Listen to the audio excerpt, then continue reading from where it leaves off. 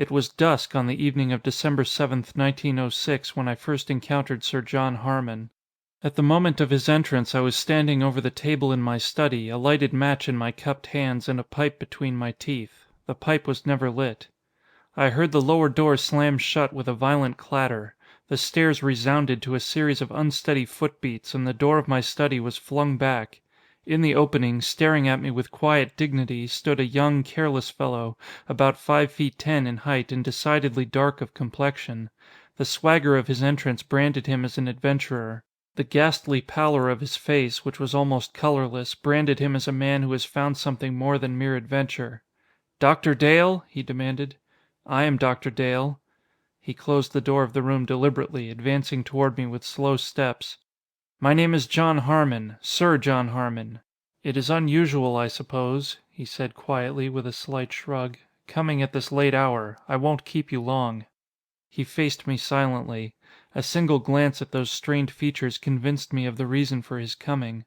Only one thing can bring such a furtive, restless stare to a man's eyes. Only one thing: fear. "I've come to you, Dale, because—" Sir John's fingers closed heavily over the edge of the table. "Because I am on the verge of going mad."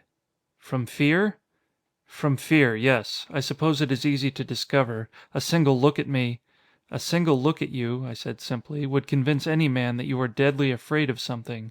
Do you mind telling me just what it is?" He shook his head slowly.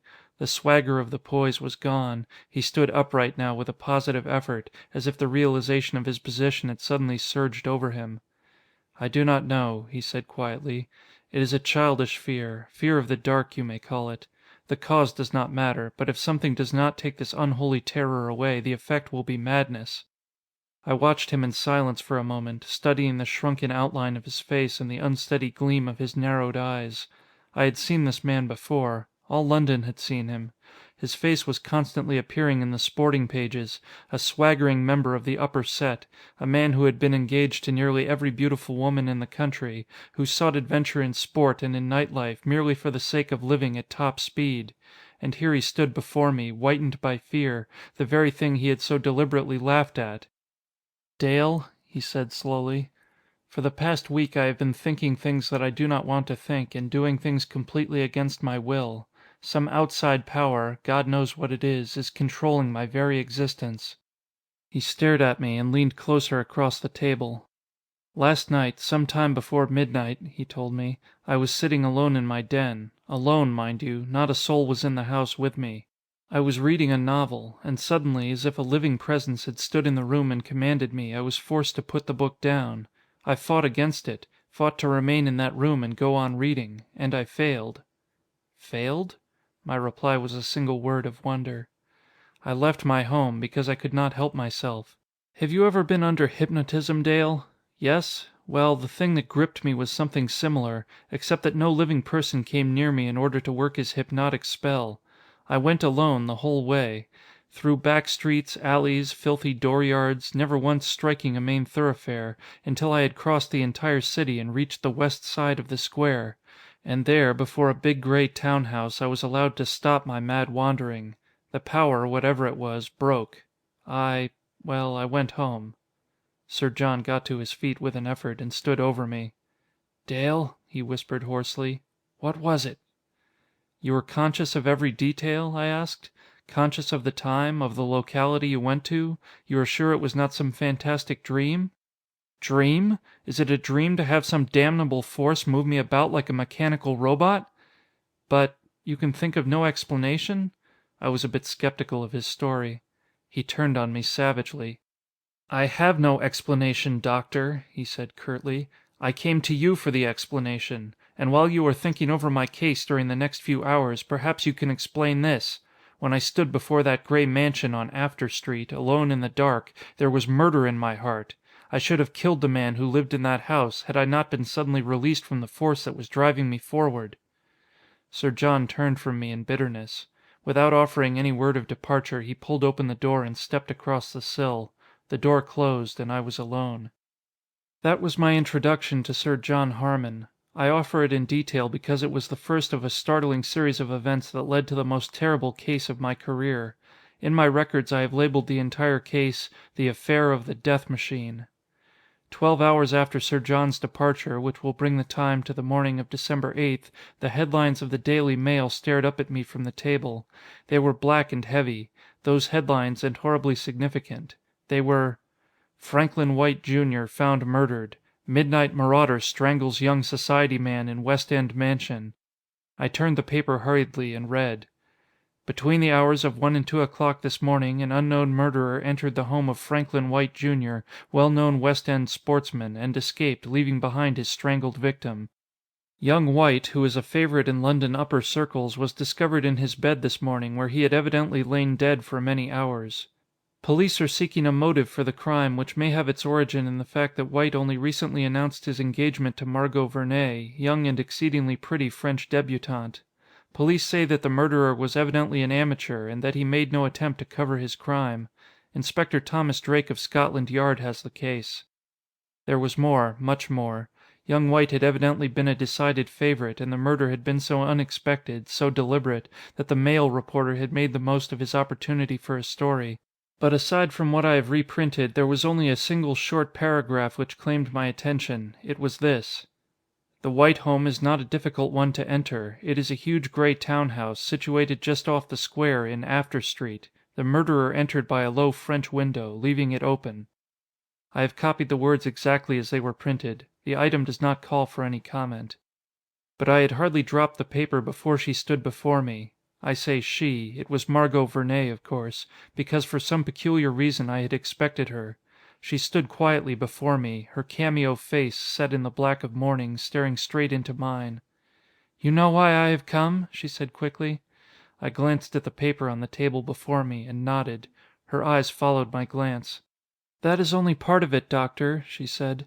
"I was in love with Franklin, very much, but I have come to you for something more, because you are a famous psychologist and can help me." She sat down quietly, leaning forward so that her arms rested on the table. Her face was white, almost as white as the face of that young adventurer who had come to me on the previous evening, and when she spoke her voice was hardly more than a whisper. "Doctor, for many days now I have been under some strange power, something frightful, that compels me to think and act against my will." She glanced at me suddenly as if to note the effect of her words. Then: "I was engaged to Franklin for more than a month, Doctor, yet for a week now I have been commanded by some awful force to return to a man who knew me more than 2 years ago. I can't explain it. I did not love this man. I hated him bitterly. Now comes this mad desire, this hungering to go to him. And last night—" Margot Vernay hesitated suddenly. She stared at me searchingly. Then, with renewed courage, she continued: "Last night, Doctor, I was alone. I had retired for the night and it was late, nearly 3 o'clock. And then I was strangely commanded, by this awful power that has suddenly taken possession of my soul, to go out. I tried to restrain myself, and in the end I found myself walking through the square. I went straight to Franklin White's home. When I reached there it was 3:30. I could hear Big Ben. I went in through the wide French window at the side of the house. I went straight to Franklin's room. Because I could not prevent myself from going." A sob came from Margot's lips. She had half risen from her chair and was holding herself together with a brave effort. I went to her side and stood over her.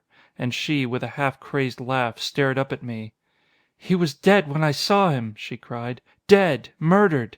That infernal force, whatever it was, had made me go straight to my lover's side, to see him lying there, with those cruel finger marks on his throat. Dead, I tell you. Oh, it is horrible!" She turned suddenly.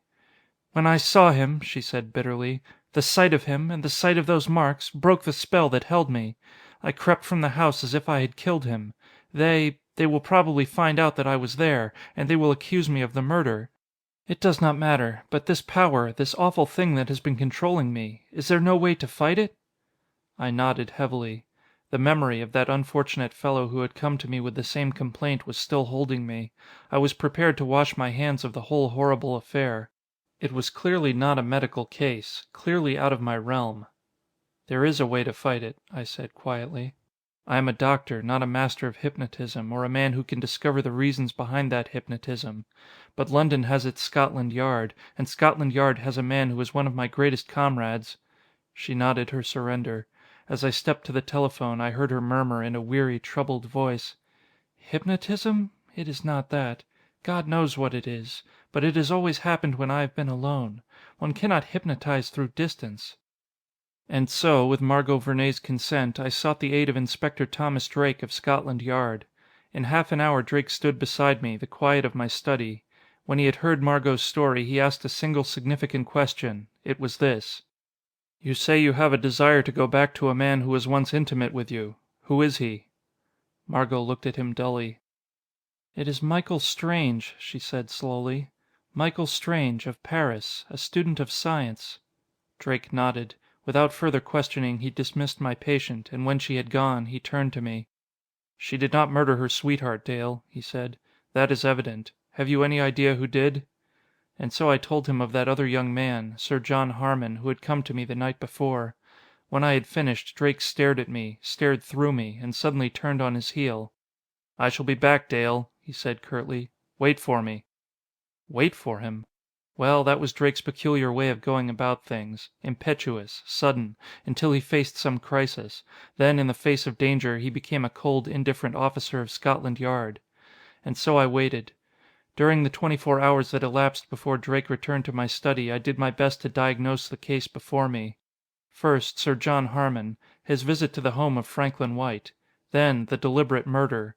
And finally, young Margot Vernet and her confession. It was like the revolving whirl of a pinwheel, this series of events, continuous and mystifying, but without beginning or end. Surely, somewhere in the procession of horrors there would be a loose end to cling to, some loose end that would eventually unravel the pinwheel. It was plainly not a medical affair, or at least only remotely so. The thing was in proper hands, then, with Drake following it through, and I had only to wait for his return. He came at last, and closed the door of the room behind him. He stood over me with something of a swagger. "Dale, I've been looking into the records of this Michael Strange," he said quietly. "They are interesting, those records. They go back some 10 years, when this fellow Strange was beginning his study of science. And now Michael Strange is one of the greatest authorities in Paris on the subject of mental telegraphy. He has gone into the study of human thought with the same thoroughness that other scientists go into the subject of radiotelegraphy. He has written several books on the subject." Drake pulled a tiny black volume from the pocket of his coat and dropped it on the table before me.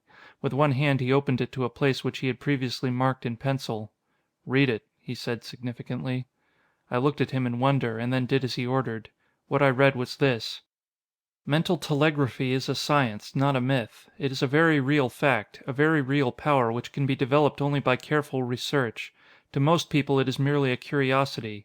They sit, for instance, in a crowded room at some uninteresting lecture and stare continually at the back of some unsuspecting companion until that companion, by the power of suggestion, turns suddenly around.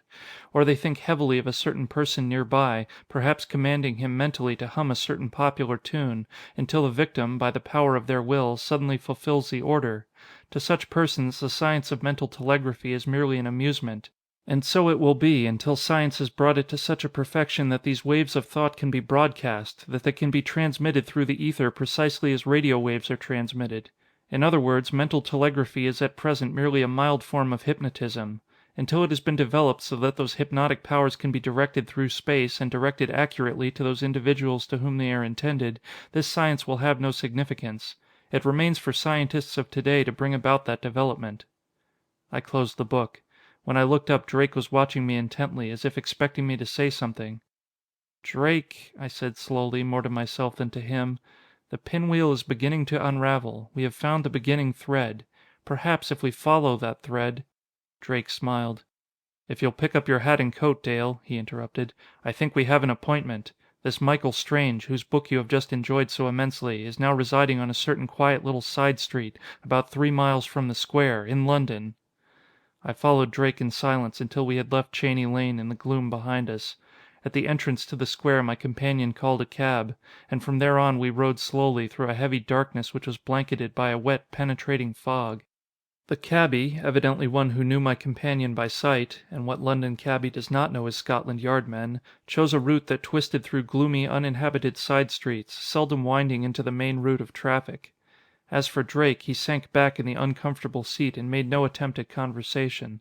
For the entire first part of our journey he said nothing. Not until we had reached a black, unlighted section of the city did he turn to me.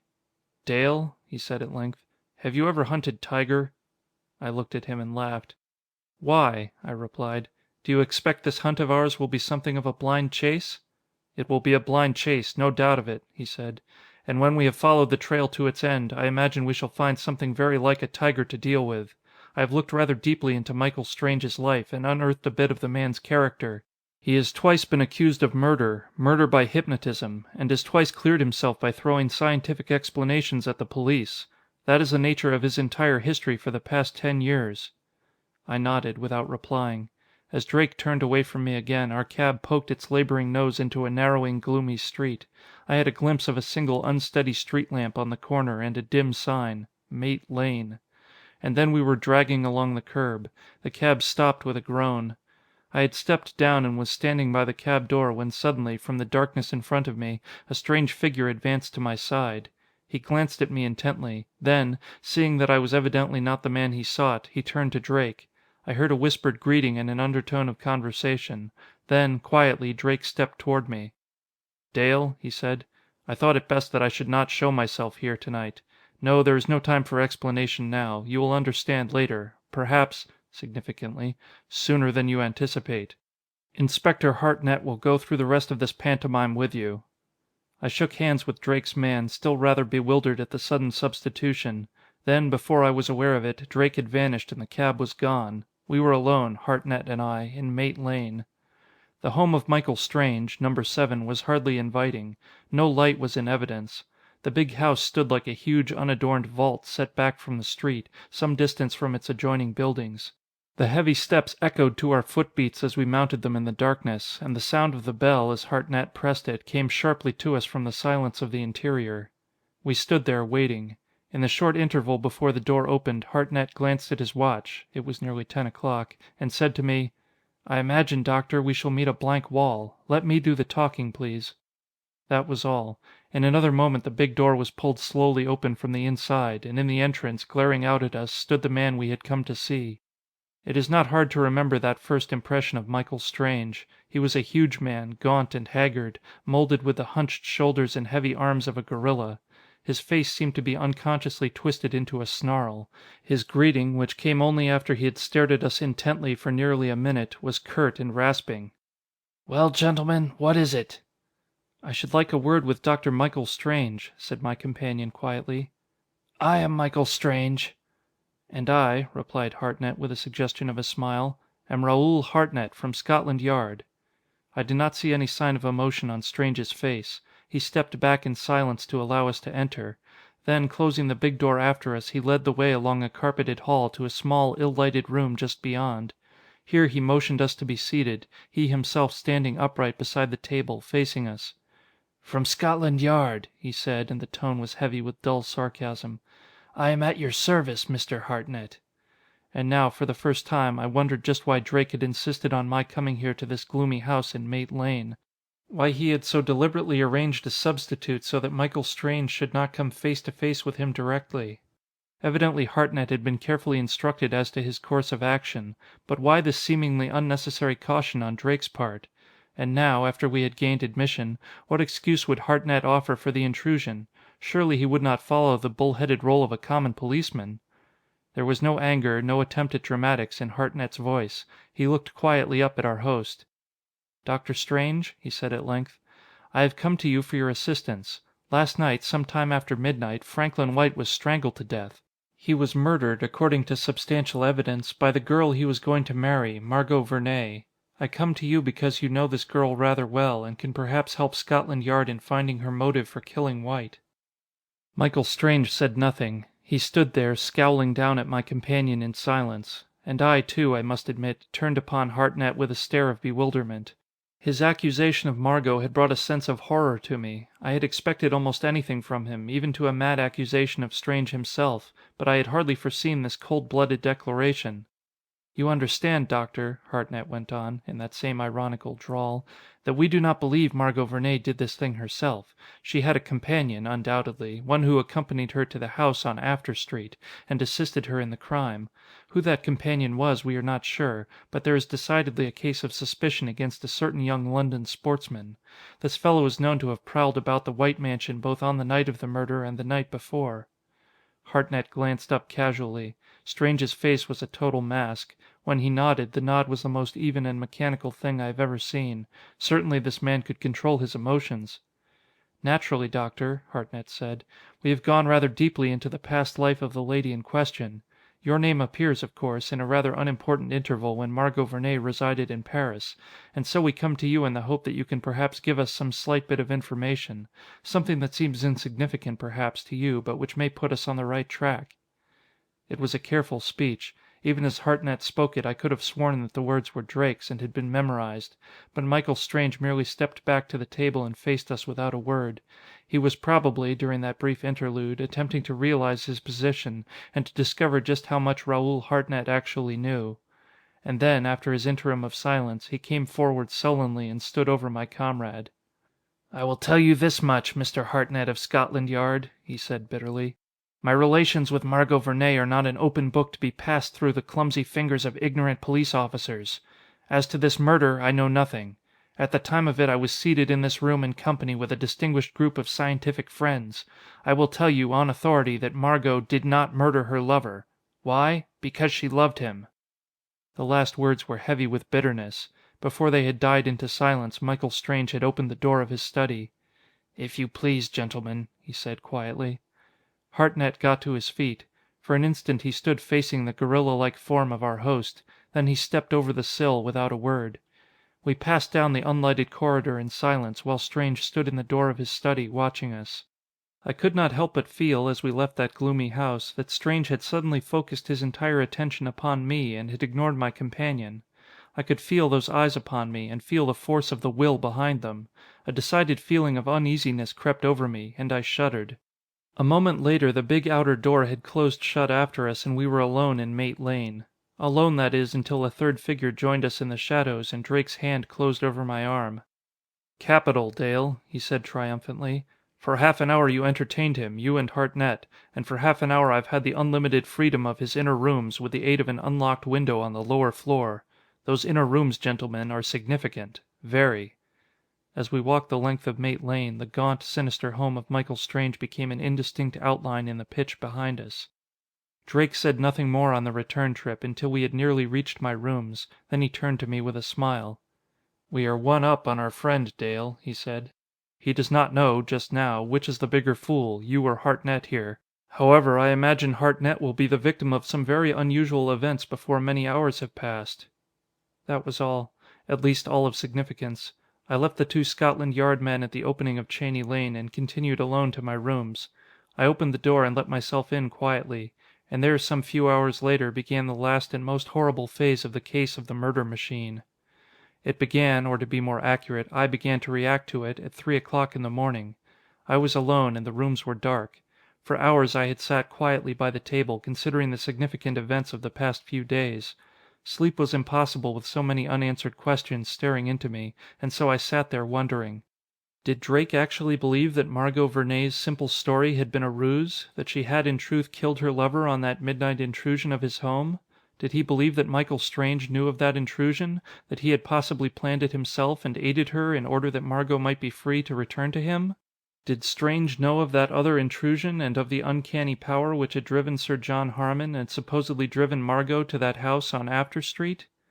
Those were the questions that still remained without answers, and it was over those questions that I pondered, while my surroundings became darker and more silent as the hour became more advanced. I heard the clock strike 3 and heard the answering drone of Big Ben from the square. And then it began. At first it was little more than a sense of nervousness. Before I had been content to sit in my chair and doze. Now, in spite of myself, I found myself pacing the floor, back and forth like a caged animal. I could have sworn, at the time, that some sinister presence had found entrance to my room, yet the room was empty.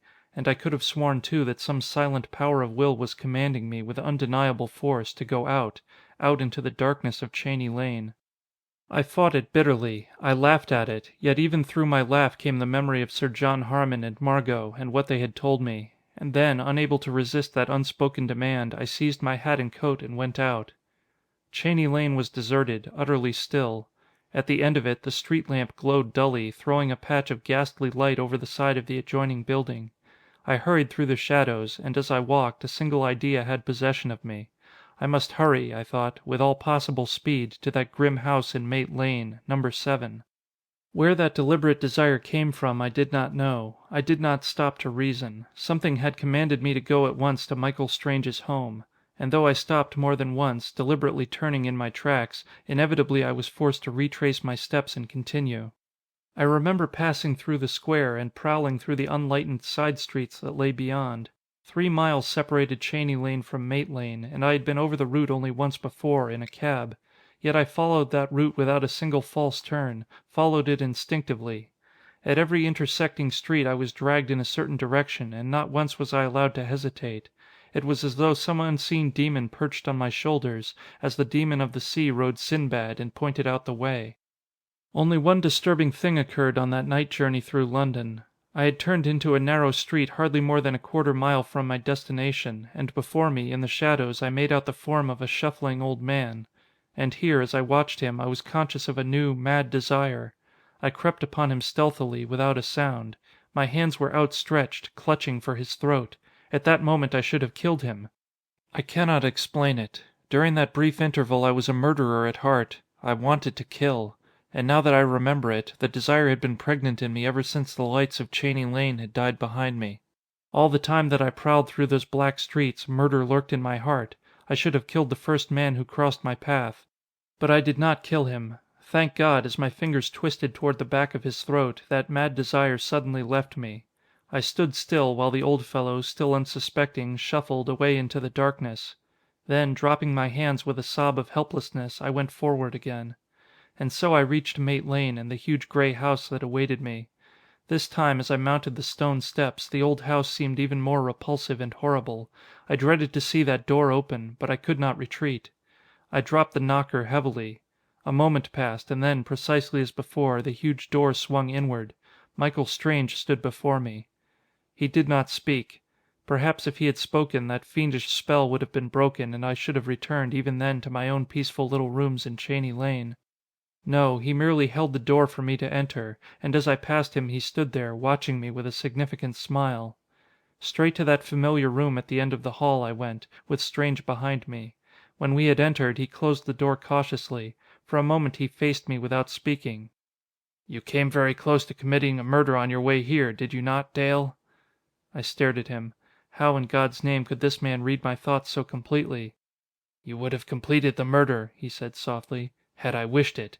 I did not wish it." I did not answer. There was no reply to such a mad declaration. As for my companion, he watched me for an instant and then laughed. He was not mad. I am doctor enough to know that. But the laugh was not long in duration. He stepped forward suddenly and took my arm in a steel grip, dragging me toward the half-hidden door at the farther end of the room. "I shall not keep you long, Dale," he said harshly. "I could have killed you, could have made you kill yourself, and in fact, I intended to do so. But after all, you are merely a poor stumbling fool who has meddled in things too deep for you." He pulled open the door and pushed me forward. The room was dark, and not until he had closed the door again and switched on a dim light could I see its contents. Even then I saw nothing. At least, nothing of importance to an unscientific mind. There was a low table against the wall, with a profusion of tiny wires emanating from it. I was aware that a cup-shaped microphone, or something very similar, hung over the table, about on a level with my eyes, had I been sitting in the chair. Beyond that I saw nothing, until Strange had moved forward and drawn aside a curtain that hung beside the table. "I made you come here tonight, Dale," he murmured, "because I was a bit afraid of you. Your comrade, Hartnett, was an ignorant police officer. He has not the intellect to connect the series of events of the past day or two, and so I did not trouble myself with him. But you are an educated man. You have made no demonstrations of your ability in the field of science, but—" He stopped speaking abruptly. From the room behind us came the sound of a warning bell. Strange turned quickly and went to the door. "You will wait here, Doctor," he said. "I have another caller tonight. Another one who came the same way as you." He vanished. For a short interlude I was alone, with that peculiar radio-like apparatus before me. It was, for all the world, like a miniature control room in some small broadcasting station. Except for the odd shape of the microphone, if it was such, I could detect no radical difference in equipment. However, I had little time for conjecture. A patter of footsteps interrupted me from the next room, and a frightened, feminine voice broke the stillness of the outer study. Even before the owner of that voice stepped into my presence, I knew her. And when she came, with white, fearful face and trembling body, I could not withhold a shudder of apprehension. It was a young woman who had come to my office, Margot Vernay. Evidently, at last, she had yielded to the horrible impulse that had drawn her back to Michael Strange, an impulse which, I now understood, had originated from the man himself. He pressed her forward. There was nothing tender in his touch. It was cruel and triumphant. "So you have succeeded, at last," I said bitterly. He turned to me with a sneer. "I have brought her here, yes," he replied. "And now that she has come, she shall hear what I have to tell you. It will perhaps give her a respect for me, and this time she will not have the power to turn me away." He pointed to the table, to the apparatus that lay there. "I'm telling you this, Dale," he said, "because it gives me pleasure to do so. You are enough of a scientist to appreciate and understand it. And if, when I have finished, I have told you too much, there is a very easy way to keep your tongue silent. You have heard of hypnotism, Dale? You have heard also of radio? Have you ever thought of combining the two?" He faced me directly. I made no effort to reply. "Radio," he said quietly, "is broadcast by means of sound waves. That much you know. But hypnotism, too, can be transmitted through distance, if an instrument delicate enough to transmit thought waves can be invented. For 20 years I have worked on that instrument, and for 20 years I have studied hypnotism. You understand, of course, that this instrument is worthless unless it is operated by a master mind. Thought waves are useless. They will not control the actions of even a cat. But hypnotic waves, or concentrated thought waves, will control the world." There was no denying him. He faced me with the savage triumph of a wild beast. He was glorying in his power and in my amazement. "I wanted Franklin White to die," he cried. "It was I who murdered him. Why? Because he was about to take the girl I desired. Is that not reason enough for murder? And so I killed him.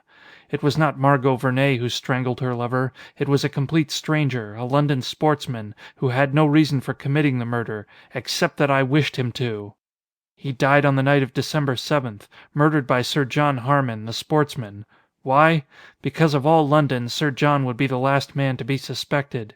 I have a keen appreciation for the irony of fate. White would have died the night before, Dale, except that I lacked the courage to kill him. His murderer was standing, under my power, outside his very house, and then I suddenly thought it best that I should have an alibi. Your Scotland Yard is clever, and it was best that I have protection. And so, on the following night, I sent Sir John to the house once again. This time, while I sat here and controlled the actions of my puppet, a group of men sat here with me. They believed that I was experimenting with a new type of radio receiver." Michael Strange laughed harshly, in utter triumph, as a cat laughs at the antics of his mouse victims. "When that murder was done," he said, "I sent Margot to the scene so that she might see her lover strangled, dead. I repeat, Dale, that I enjoy the irony of fate, especially when I can control it. And as for you, I brought you here tonight merely so that you would realize the intensity of the powers that control you. When you leave here you will be unharmed, but after the exhibition I shall give you, I am sure that you will make no further attempt to interfere with things out of your realm of understanding." I heard a sob from Margot. She had retreated to the door and clung there. For myself, I did not move. Strange's recital had revealed to me the horrible lust that gripped him, and now I watched him in fascination. He would not harm the girl, that much I was sure of. In his distorted fashion, he loved her. In his crazed, murderous way he would attempt to win her love, even though she had once scorned him.